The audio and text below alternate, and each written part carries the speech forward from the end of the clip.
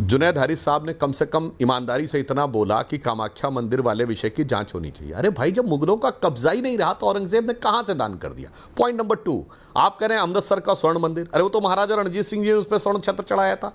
और औरंगजेब के बाद तो वो उसके बाद नादिर शाह आया 1739 में, अहमद शाह अब्दाली 1764 में। कहां मुगलों का कंट्रोल रह गया था भाई अमृतसर के इलाके पे?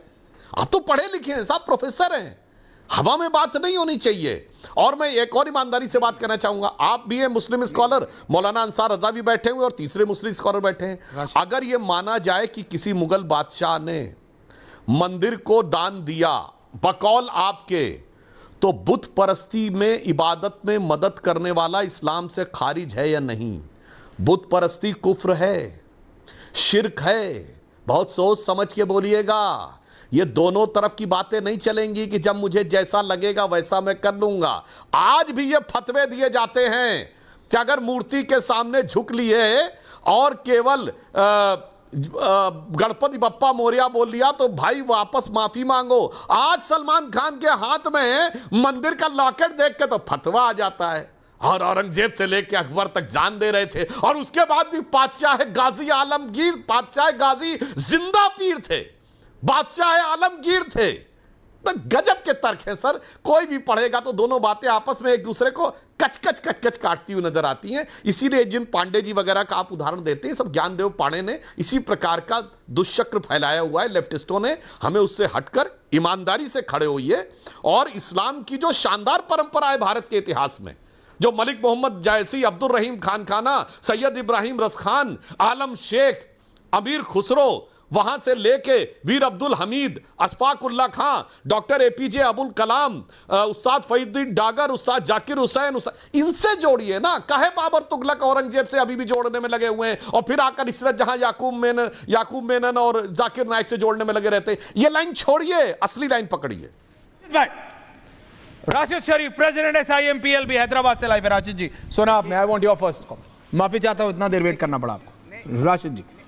बिल्कुल सर, मैं हमारे सुधांशु जी से बिल्कुल आसान सा सवाल पूछना चाहता हूँ। डिफिकल्ट वाला पूछ लो, अगला तैयार है। जिस तरीके से वक्त बिल के बारे में डिफिकल्ट वाला पूछो। जिस तरीके नहीं बिल्कुल, जिस तरीके नहीं बहुत आसान पूछूंगा सर, क्योंकि देख रहा हूँ जब से मुसलमान कुंभ मेले में खिलाएंगे खाना तो आप नाराज हो जाएंगे, मुसलमान अपने दरवाजे खोल देंगे हिंदू भाई के लिए तो आप नाराज हो जाएंगे, मसाजिद में बुलाएंगे, उनकी खिदमत करेंगे, आप बोलेंगे कि भाई आपको ये इस्लाम कहाँ सिखाया गैर की मदद करना। इस तरीके से नहीं करना चाहिए सर। इंसानियत सबसे पहले है सर, इंसानियत सबसे पहले। वो अकबर क्या करा, औरंगजेब क्या करा, कोसी मंदिर को दिया, कोसा वक्त, उसका रिकॉर्ड क्या है। मैं ये जो यहाँ पे जो संसद में, लोकसभा और राज्यसभा में जो बिल पास हुआ है उसके बाद की कार्रवाई मैं आपको बता रहा हूँ। ये RSS क्यों एक्टिव हो गई सर, BJP क्यों एक्टिव हो गई? एकदम ये तो सरकार का मामला है। ये बिल पास हुई मुसलमानों के लिए अच्छाई के लिए हुई, मुसलमानों की बेहतर जिंदगी के लिए हुई। कुछ अगर करना है जो नहीं करे वक्फ बोर्ड वाले, अगर ये लोग कुछ करना, सरकार कुछ करना चाह रही तो प्लीज, मगर एकदम एक्टिव होके RSS, बजरंग दल, BHP एक तमाशा कर दे मंदिरों पे, वहां पे ऐसा नारे लगाना चालू कर दिए, जय सिया राम जय। अरे इससे क्या ताल्लुक है? और एक बात बता रहा हूं आपको, दरगाहों में चादरा निकाल के फेंक रहे, जनाजे की जनाजा है तो कब्रिस्तान में लेके नहीं जाने दे रहे। क्या है ये इसके लिए संसद में बिल पास हुआ कि ये लोगों को एक्टिव कर दो, बोल के आप BJP, RSS, बजरंग दल सब एक्टिव हो जाओ। इससे क्या ताल्लुक है जरा आप मेरे को बता दीजिए। ये BHP से, RSS से, बजरंग दल से और BJP के जो कार्यकर्ता है उनसे क्या ताल्लुक? ये सरकार का काम है। सरकार अगर अच्छी सोच रखती है, अगर सरकार अगर कुछ अच्छा मुसलमानों के लिए करना चाहती है तो सरकार को करने दीजिए। हम सुप्रीम कोर्ट गए हुए सर, इंसाफ मिलेगा वहां पे, ये हमको यकीन है। इंशाल्लाह अगर इंसाफ मिल गया तो ये सब खत्म हो जाएगा। ये सब अगर कुछ ऐसा होता है तो आपका काम है सदाशिव जी, आपका काम है कि आपके BJP, RSS, बजरंग दल, उन सबको ये कामों से रोकना चाहिए।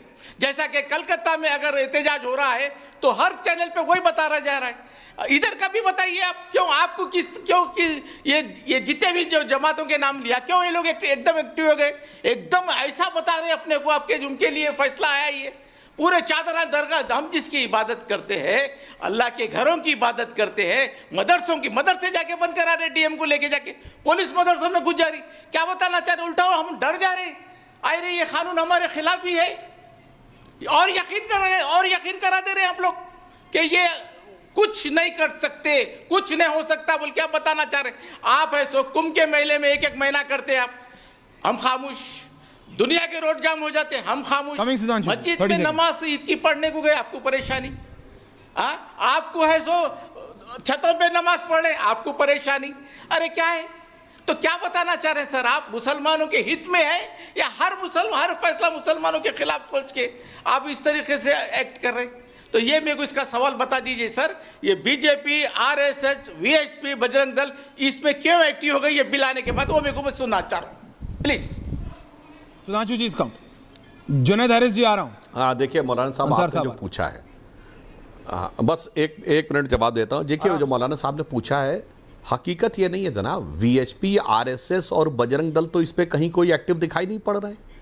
अगर कुछ दिख रहा होता तो सोशल मीडिया पे छपा दिया होता, मगर इसका ठीक उलट है। देखिए मौलाना साहब जाएं कोर्ट में, ठीक है, उनका स्वागत है, उलेमा काउंसिल जाए, मुस्लिम पर्सनल लॉ बोर्ड जाए, वक्फ बोर्ड के पुराने मेंबर्स जाएं, समझ में आता है, पर उठा के सारी खबरें देख लीजिए। आज कांग्रेस जा रही है, आरजेडी जा रहा है, ये फलानी एमआईएम जा रही है, ये क्या है भाई? ये इबादत का मामला या सियासत का मामला है? मैं पूरे अदब और एहतराम से कहता हूं, इस्लाम अम्र रसूल है, अम्र बादशाहत नहीं। और आप लोग बाबर से लेकर औरंगजेब तक बादशाहत में पढ़े, यह मामला इबादत का है, मुकद्दस इबादत का है, यह खालिस सियासत का नहीं। वरना मुझे बता दीजिए, ये पार्टियां आपस में एक दूसरे में क्यों होड़ में लगी हुई हैं? आज तृणमूल कांग्रेस का व्यक्ति गया, आरजेडी का गया, तो फिर वो कांग्रेस का गया, एमआईएम का गया, यानी पॉलिटिक्स का मुद्दा आप बना रहे हैं, हम नहीं बना रहे। हम तो इसको पूरी तरीके से कानूनी और इंसानी मुद्दा बना के रखना चाह रहे हैं। पॉलिटिक्स का मुद्दा वो लोग बनाना चाह रहे हैं, इसीलिए मैंने आपसे कहा एकदम आप ईमानदारी से देखेंगे। और कुंभ की बात आपने कही, तो जनाब एक बात कह दूं, कुंभ में अगर यह कहा गया कि मुस्लिम वहां पर ना लगाएं, तो मैं फिर आपसे पूछता हूं, कुंभ में जो लोग इबादत करने जा रहे थे, वो पूजा करने, वो बुत परस्त थे, इस्लाम की नजर में वो काफिर थे। क्या बुत परस्तों की इबादत में मदद करना इस्लाम में मंजूर है? बोलिए हाँ या ना। अगर हाँ है तो फिर बात करिए, और अगर हाँ है तो ये सलमान खान के हाथ के ऊपर, मंदिर के ऊपर फतवे क्यों जारी हो जाते हैं? ये दोनों बातें नहीं चलेंगी साहब। आप बोलिए, अब बताइए। सुनिए, मतलब सुधांशु जी सुनिए, ओनली अंसार रजा, ऐश्वर्या जी, हरीश साहब आ रहा ऐश्वर्या जी सुनिए, देखो, हाँ सुधांशु जी बार बार बुत परस्ती की बात कर रहे हैं। जो राजा होता है उसके लिए प्रजा बराबर होती है। वो इस्लामी कोई नबी नहीं था, अकबर नबी नहीं था, हुमायूं नबी नहीं था कि वो शरीयत चलाता, वो शासन चला रहा था। वहां बुत परस्ती और गैर बुत परस्ती की बात नहीं थी। यहां आप उन भोले वाले हिंदुओं को बेवकूफ बना रहे हो कि जिनको, अरे क्या बात करते सुधांशु जी, आप कितने बड़े हिंदू हितैषी हैं। मैं आपको एक मिसाल देता हूं, राहुल गांधी अमेरिका में एक ऐसी लेडी के पास साथ मीटिंग में बैठ गए थे जिसने भारत को बुरा कहा था, तो पूरे हिंदुस्तान में तमाशा किया गया। और परसों 5 दिन पहले मोहम्मद यूनुस, जो हिंदुओं का कातिल है, जिसके मुंह पे थूकना चाहिए था, उसके साथ मोदी जी गोलगप्पे खा रहे थे और आप बात करने को तैयार नहीं। ये डबल स्टैंडर्ड क्यों भाई? आप बार बार बुत परस्ती की बात ले आते हैं। हुमायूं हो, अकबर हो, बाबर हो, ये कोई नबी नहीं थे जो वो शरीयत चला रहे थे, वो शासन चला रहे थे, शासक थे वो शरीयत के नुमाइंदे नहीं थे जो आप बुत परस्ती की बात कर रहे हैं। क्या हुआ? ओके अंसार साहब पे गए ना, अब जवाब दे दो, खड़ा किया। Quick counter. जुनैद हैरिस जी आ रहा हूं, आऊंगा मौलाना साहब, ट्रस्ट मी। मौलाना साहब बस एक लाइन बताता हूं। देखिए मौलाना साहब, आपको आकर टीवी चैनल पे ऐसी गलत बयानी नहीं करनी चाहिए कि इस्लाम में जो हुकूमत होती है उसके लिए सब बराबर होते हैं। इस्लामी बादशाह के लिए बराबर नहीं होते हैं। इस्लाम में बहुत क्लियर है कि गैर मुस्लिम प्रजा जिम्मी है।